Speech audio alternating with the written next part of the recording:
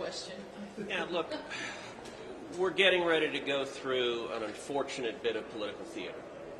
And the reason for that is that the Democrats have made the decision to be hard partisans rather than to work together in a bipartisan manner.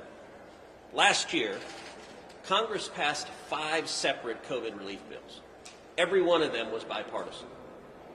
So it's not just empty words. Republicans here have demonstrated that we are ready and willing to roll up our sleeves and work together in a bipartisan manner to address COVID, to defeat this pandemic, and to get people back to work. Joe Biden and Chuck Schumer and Nancy Pelosi could have done the same.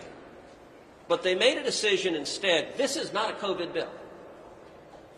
9% of this bill focuses on COVID health spending. 91% is a partisan wish list paying off the Democratic special interests that got them elected. And it's cynical. It's got Chuck Schumer's bridge to Canada.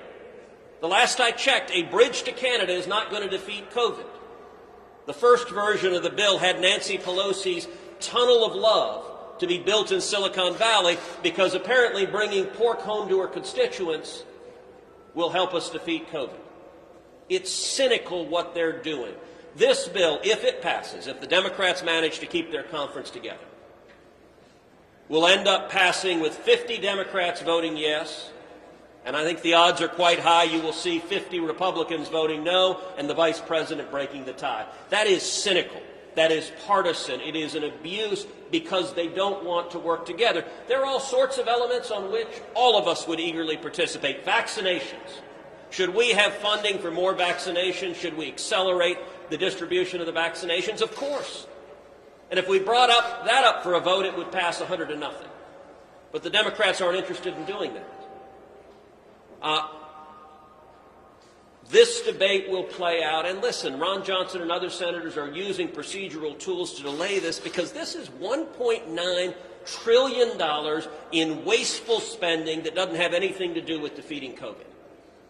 That is a mistake. It is cynical, and it's an abuse of this process. And I've got to tell you, there are a lot of Texans who are mad.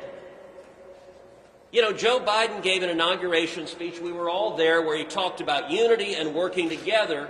Where's the unity and working together? You had 10 Republicans go down to the White House saying, we want to work together on a COVID relief bill. And what did the Democrats say? Go jump in a lake. There will be no bipartisanship. We're going to ram through a partisan wish list. That's wrong. It's cynical.